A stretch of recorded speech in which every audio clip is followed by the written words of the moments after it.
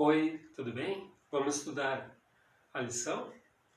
Nesta semana nós temos um título que diz assim: Consolem o meu povo. E se pararmos para prestar atenção no cenário em que o mundo se encontra, nós observamos uma grande necessidade de consolo. E desde já vamos ler o verso que abre o nosso estudo, o verso que nos joga para dentro desse contexto. Preste bastante atenção no texto que está lá em Isaías. Isaías 40, verso 9.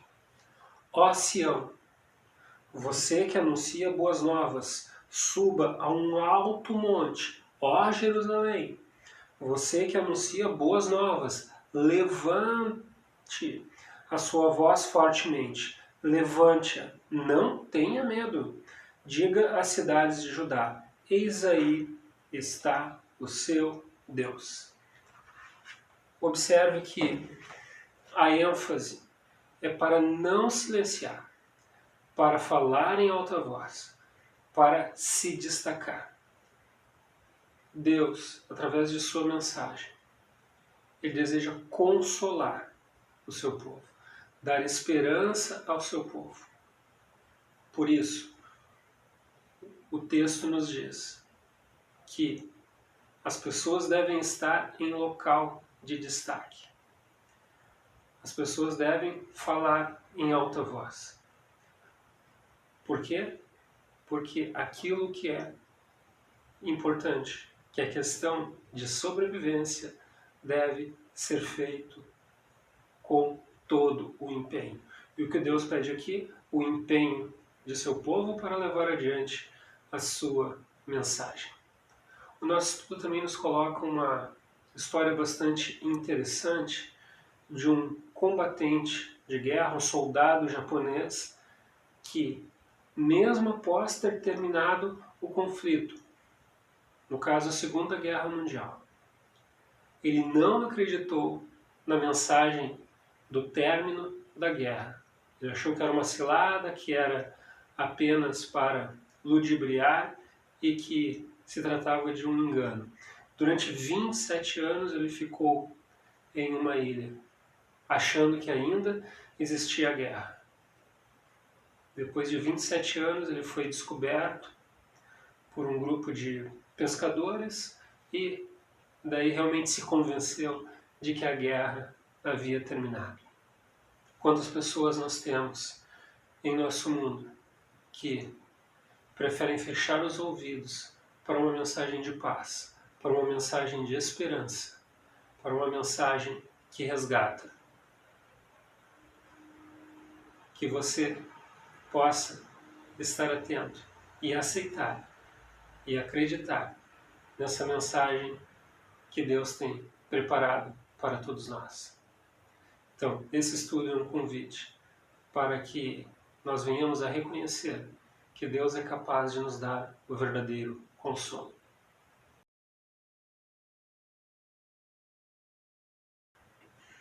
O próximo tema nos fala de consolo para o futuro. Já pensou se você visualizasse seu futuro sem perspectivas? Mas Deus quer dar boas perspectivas para cada um de nós.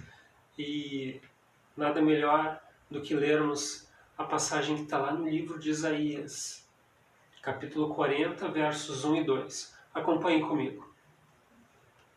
Consolai, consolai o meu povo, diz o vosso Deus. Falai ao coração de Jerusalém.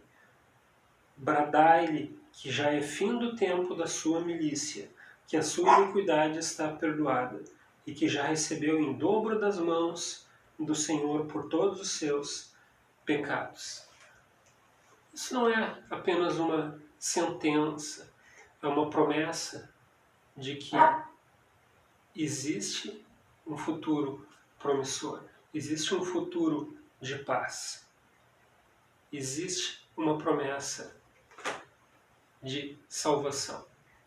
O que as promessas de fim do sofrimento que a Bíblia expõe significam para você? São apenas textos? bonitos, com palavras que talvez mobilizem, ou isso realmente faz parte da sua expectativa? Você vê essa promessa como uma promessa viva que pode ser materializada ou apenas como parte integrante de um talvez? Que bom se você descartou a palavra talvez e tem convicção, tem certeza de que o poder de Deus é capaz de resgatar, de consolar e de transformar. Não se esqueça que são as promessas de Deus que fortificam a nossa caminhada. São as suas sólidas promessas que devem tornar firme o nosso passo. E é justamente através das Escrituras que nós encontramos o verdadeiro, o consistente poder do Senhor. Bom dia, queridos. É um prazer estar com vocês novamente para estudarmos a lição dessa semana. E que o Espírito Santo nos dê sabedoria para entendermos a sua palavra. Então, o título da nossa lição da semana é Consolem o meu povo. Então, Deus está pedindo para que o povo dele seja consolado. E o título de hoje é Presença, Palavra e Preparação do Caminho. Então, é para vir à presença de Deus, através da sua palavra, nós temos que preparar o caminho. Se fôssemos nós nos nossos dias, era que está sendo pregado, né? Santificação. Santificação tem que haver uma conversão, tem que haver uma reforma, tem que haver um arrependimento dos seus pecados. Então Deus agora estava vindo a cumprir o que tinha prometido para o povo de Israel. Né? Vocês lembram que Deus prometeu, disse que eles iam para o cativeiro, mas eles iam retornar em 70 anos. Então, o que é? Então, como o povo de Deus recebeu o consolo? Com alegria no coração. Podem ter certeza, irmãos, que é assim mesmo. E a nossa lição diz que foi dito para o povo, já é findo o tempo da sua luta e sua iniquidade está sendo perdoada. Deus estava perdoando os pecados do seu povo, ia trazer eles de volta. Olha que maravilha, que maravilha. E em Isaías 40, versos de 3 a 5, vamos ler o que aconteceu lá com aquele povo? De 40, de 3 a 5.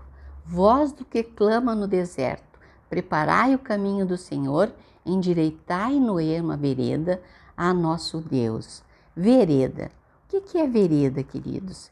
Vereda, eu quero dizer para vocês que vereda é agir, é reformar o caminho. Isso que é vereda. Quando o rei vinha para uma cidade, tinha que preparar o caminho para ele andar em terra plana, não podia ter buracos, não podia ter nada, tinha que ser tudo perfeito para o rei vir. Vocês lembram quando Jesus entrou em Jerusalém, que o povo colocava panos, mantos para Jesus passar como se fosse um rei? Assim era naquele tempo, tinha que preparar o caminho. Então eles dizem, vós do que clama no deserto, preparai o caminho do Senhor, endireitai a sua vida, né? Aqui é para endireitar a sua vida. Se arrepende dos vossos maus caminhos, dos seus pecados e faça uma reforma de vida. Leiam a palavra de Deus. E diz assim, todo vale será aterrado, nivelado, todos os montes e outeiros, que é tortuoso, será retificado e os lugares escabrosos aplanados. Mas Deus não precisava disso, né? Para vir de volta para o seu povo. Mas Ele está falando da vida humana. A vida humana tem que ser retificada. Temos que tirar todas as coisas escabrosas da nossa vida. E o verso 5, a glória do Senhor se manifestará e toda a carne a verá, pois a boca do Senhor o disse. Agora, aqui, queridos, essa promessa era para aqueles dias e também para o nascimento de Jesus, que diz assim no verso 6, uma voz diz, clama, e alguém pergunta, que hei de clamar? Toda carne é erva, e toda a sua glória como a flor da erva. Seca-se a erva, caem as flores, soprando nelas o hálito do Senhor. Na verdade, o povo é erva. Seca-se a erva, cai a sua flor, mas a palavra de nosso Deus permanece eternamente. Nós somos que nem uma planta, né? A gente nasce, vive, seca e depois morre. Mas a palavra de Deus é eterna. As promessas de Deus permanecem para sempre. Assim como Deus cumpriu lá com o povo de Israel, Ele vai cumprir também com a sua volta. E aqui Jesus, Ele também veio. Jesus veio e cumpriu esta profecia que diz uma voz diz, clama, clama, clama, endireita tuas veredas. Agora nós vamos ler no verso de 3 a 5, nós já lemos, vamos ler no verso 8, o 9, né? 9, o 8 nós já lemos. Tu, ó Sião, que anuncias boas novas sob o monte alto, tu que anuncias boas novas a Jerusalém, ergue a tua voz fortemente, levanta, não temas, e dize às cidades de Judá, eis aí o vosso Deus. Que lindo, né? Eis que o Senhor Deus virá com poder, e o seu braço dominará, eis que seu galardão está com ele, e diante dele a sua recompensa. Qual é a recompensa daquele povo naquela época? Eles iam retornar ao seu lar, eles iam retornar à sua terra, iam refazer a cidade de Jerusalém, o templo, os muros, tudo ia ser refeito com promessa de Deus. Mas tinha mais ainda, tinha a promessa do Messias. Como pastor, apacentará o seu rebanho entre os seus braços, recolherá os cordeirinhos e os levará no seio. Os que amamentam, ele guiará mansamente. Então, esse é Jesus Cristo, que ele veio à terra. João Batista preparou o caminho, chamou o povo ao arrependimento. Se preparem, porque o reino de Deus virá até vocês. E veio Jesus. O reino de Deus já veio na terra. E era através da pessoa de Jesus. E Deus disse que ele fez uma nova aliança com seu povo. Olha o que diz aqui, nova aliança, que ele colocaria sua lei no coração deles. No nosso coração está a lei de Deus. Ele prometeu ser o seu Deus, o Deus deles, o nosso Deus. E ele conheceria o seu caráter, pois ele os tinha perdoado. Através de Jesus nós recebemos o perdão, né, queridos irmãos? E o povo de Deus recebeu esse perdão. Bendito seja o nosso Senhor, né, que perdoa as nossas iniquidades. Agora, terça-feira, a origem do evangelismo. Qual acontecimento é descrito em Isaías 40, de 9 a 11? Nós já lemos, né? 9 a 11. Nós já lemos que foi prometido a vinda do Messias, que eles tinham que endireitar as suas veredas para serem perdoados naquela época e para receber também a Jesus Cristo. Então aqui é a primeira vinda de Cristo, nós já estudamos. Isaías usou as mesmas ideias como referência à proclamação de um segundo êxodo. O que Isaías usou? Isaías usou assim, ó. Porém, Isaías 40, verso 9, o arauto que proclama de um monte alto, né? Nós vimos que teve um arauto que proclamou, depois teve outro arauto também que proclamou. Parece as mensagens angélicas, né? Mas é parecido mesmo. Eis aí está o seu Deus. Aqui na nossa lição nos diz que esse eis aí está o seu Deus é feminino e trata, e é um fato mostrado na língua hebraica, que é feminino. Parece que para nós não tem sexo, né? Eis aí está o seu Deus, é o nosso Deus. Mas era uma profecia que também o homem e a mulher iam anunciar essa profecia. Primeiro foi João Batista, né? Que veio endireitar o caminho, endireitar as veredas do povo. Depois, então, agora Jesus já nasceu e nós vamos ver que aconteceu o que o profeta Isaías disse. Ele usou, como o povo veio do cativeiro, ele também usou para a vinda de Jesus. E olha que nós lemos lá em João 1,14.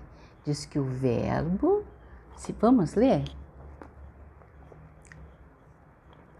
Eu até deixei marcadinho aqui, para a gente não perder tempo. E o verbo se fez carne e habitou entre nós, cheio de graça, de verdade, e vimos a sua glória. A glória como a do unigênito do Pai, né? Como Jesus humano, ele veio à terra. Mas ele era o verbo, ele era a palavra de Deus que veio ter com o seu povo. Então o reino de Deus veio através de Jesus Cristo, nosso Senhor. Ele era Deus eterno e veio até nós. Ainda quando Jesus nasceu, Maria levou ele no 8º dia até o templo. Então Lucas nos diz que lá vivia Simeão, que era o sacerdote, e a Ana. Quem era a Ana?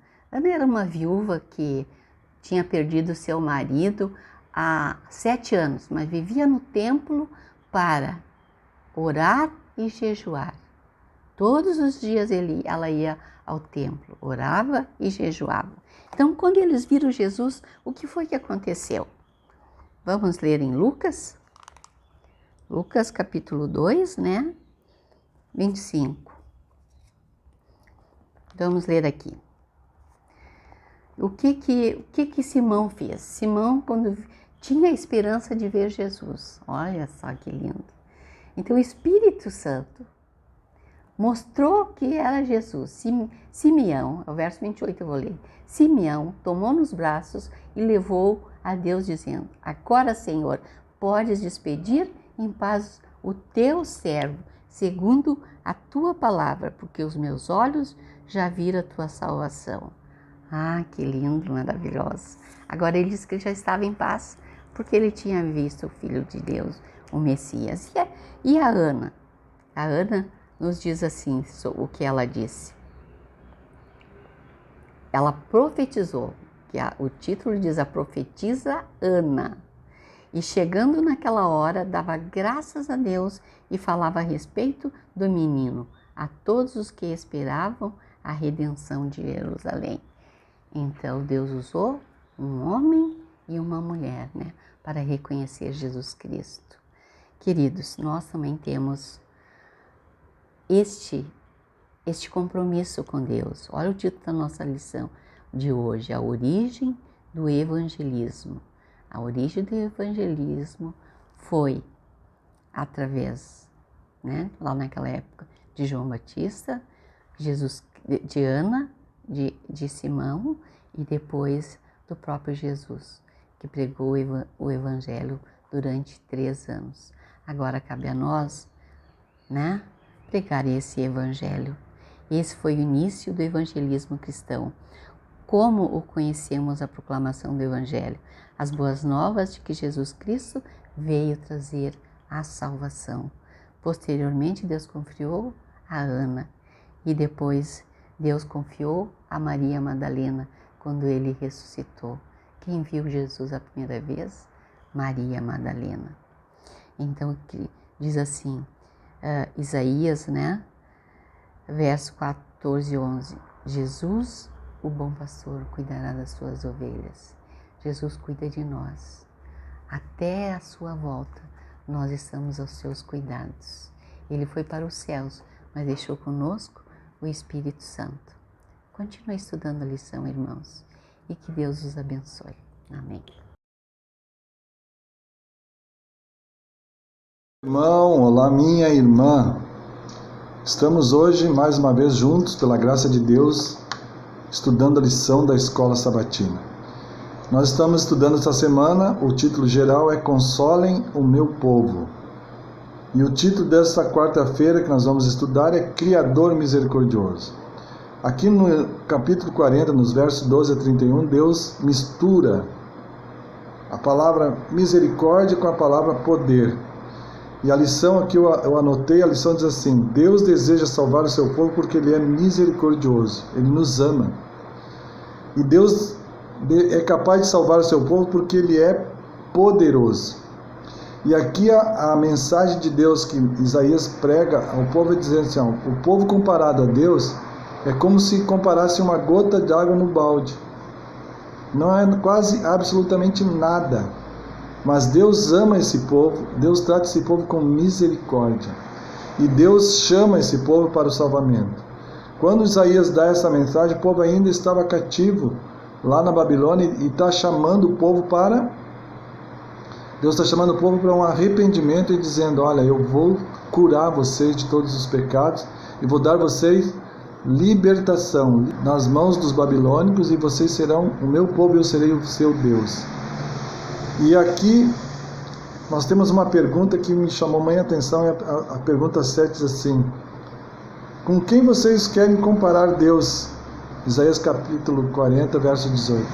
Queridos, não há, a resposta do profeta é que não há, ninguém pode ser comparado com Deus, porque Deus não é como os ídolos dos povos pecadores, dos povos idólatras. Deus, Ele é criador, Deus, Ele é mantenedor, Deus, Ele é misericordioso, Deus é poderoso. Então, seria uma coisa sem nexo, e Isaías, conforme a lição está aqui no colocando, diz que ele refutou essa noção. Já parecia tolice utilizar um ídolo à semelhança de Deus, mas, para ter certeza de que as pessoas entenderiam o argumento, ele detalhou a singularidade do Senhor. E no verso 21 a 26 ele fala quem é Deus, seu poder criador, é Ele que mantém os céus, a terra, o universo, que ninguém pode fazer isso. E na pergunta 27, na pergunta 8, desculpa, no verso 27, revela a atitude das pessoas a quem a mensagem de Isaías foi dirigida. Em que aspecto somos culpados de ter a mesma atitude? Ou seja, ele estava aqui no verso 27 reclamando, dizendo assim, o meu caminho está encoberto ao Senhor e o meu direito está desapercebido ao meu Deus. Deus não se preocupa conosco. Deus não está preocupado em nos salvar e nos libertar. Mas a resposta do profeta ao povo é, no verso 28, assim, não sabes, não ouvistes que o eterno Deus, o Senhor, o Criador dos fins da terra, não se cansa, não se fadiga, e não se pode esquadrinhar o seu entendimento?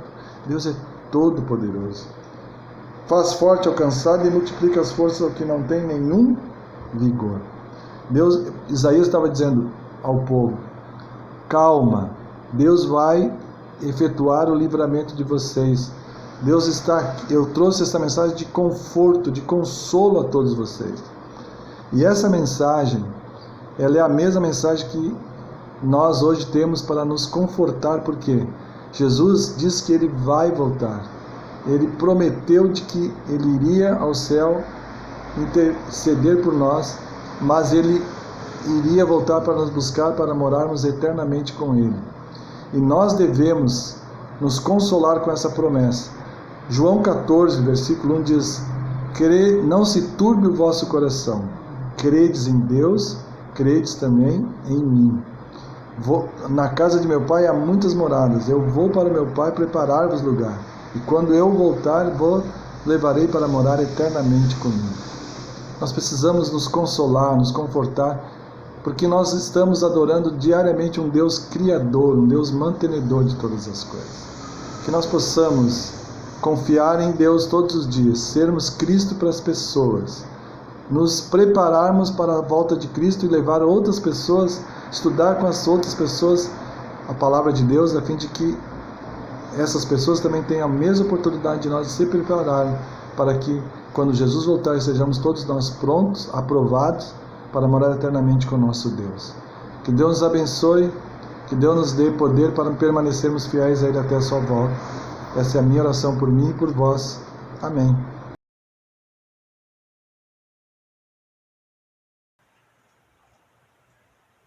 Outro tema nos fala de um problema. E que problema? É um problemaço. O problema da idolatria. Ou seja, desviar os olhos de Deus e colocar os olhos em um outro objeto de adoração, em outro nível de adoração que não é o nível de adoração ao verdadeiro Deus. Olha só o que está escrito lá no livro de Isaías. Acompanhe comigo agora. Isaías 41, verso 29. Eis que todos são nada, as suas obras são coisa nenhuma, as suas imagens de fundição, vento e vácuo. Interessante. O povo daquela época, assim como o povo da geração atual, muitos rendem louvores, rendem a sua expectativa a imagens. O que Deus diz? Que é nada. Ele utiliza a palavra vácuo. Se nós pesquisarmos o que é vácuo, é um espaço sem ar, é um espaço isolado, oco. E olha só o que Deus está nos dizendo se a gente for fazer uma tradução direta. Aquele que tem uma adoração ilegítima é como se tivesse a sua esperança, os seus fundamentos espirituais de forma oca, vazia, sem nada. Fortes palavras, não é mesmo? Mas é importante que as palavras sejam fortes justamente para impactar, para que haja uma sensibilização no contexto da adoração. Não podemos nos esquecer que a questão da idolatria ela não ocorre muitas vezes de forma direta com a adoração de imagens e outros ídolos. Ela ocorre às vezes de forma sutil, subjetiva, através de linhas difíceis de perceber. E é justamente nestas variáveis sutis que nós temos que estar bem atentos. Uma coisa é certa, independente do fundamento espiritual, do fundamento religioso que alguma pessoa pode ter, ela adora alguma coisa. O ser humano ele foi projetado para crer em algo, para colocar as suas expectativas em algum elemento. Feliz é você se coloca as suas expectativas no Deus verdadeiro, o Deus criador e mantenedor de tudo.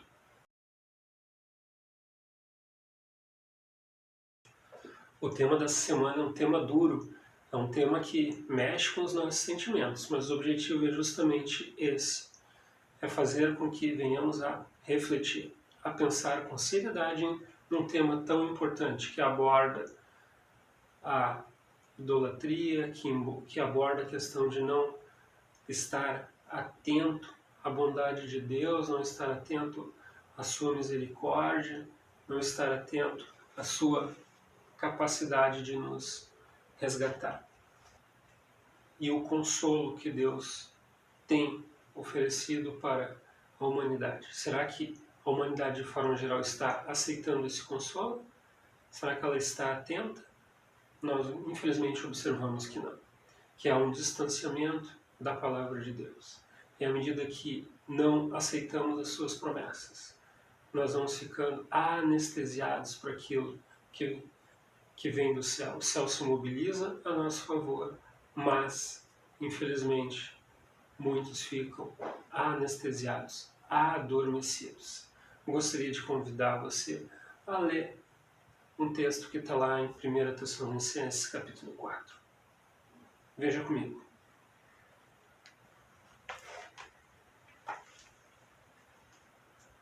Primeira Tessalonicenses, capítulo 4, verso 16. Porquanto o Senhor mesmo, dada a sua palavra de ordem, ouvida a voz do arcanjo, e ressoada a trombeta de Deus, descerá dos céus, e os mortos em Cristo ressuscitarão primeiro. Como nós reagimos diante de um verso desse? Um verso que sintetiza a volta de Jesus, que sintetiza um momento fantástico, um momento de restauração. Como os nossos corações estão preparados para assimilar essa mensagem? Feliz é aquele que compreende o que Deus está falando, que está atento à sua mensagem. Não se esqueça que dentro do contexto do nosso estudo, Deus trouxe consolo ao seu povo. Aqueles que sofriam viram acabar o mal ao seu redor. Deus os conduziu a um período de paz, conduziu naquela época o seu povo por um determinado período de paz. Mas a promessa que Deus tem para nós hoje é nos conduzir por um período de paz em nível eterno. Que promessa sensacional, que promessa fantástica. Imagina só, paz eterna. Você consegue pensar nisso? É difícil caber na nossa mente, mas é justamente isso que Deus tem preparado para cada um de nós. Que estejamos aptos a entender e aceitar o consolo de Deus, as suas promessas e a sua mão ajudadora ao nosso redor. Foi ótimo ter estado aqui com você. Nos encontramos na próxima semana. Felicidades para a sua família, para você. Até lá. Tchau, tchau. Obrigado, Pai, por nossas diferenças e mais ainda, por teu grande amor que, habitando em nós, nos ajuda a vivermos em união e felizes. Por favor, em nome de Jesus. Amém.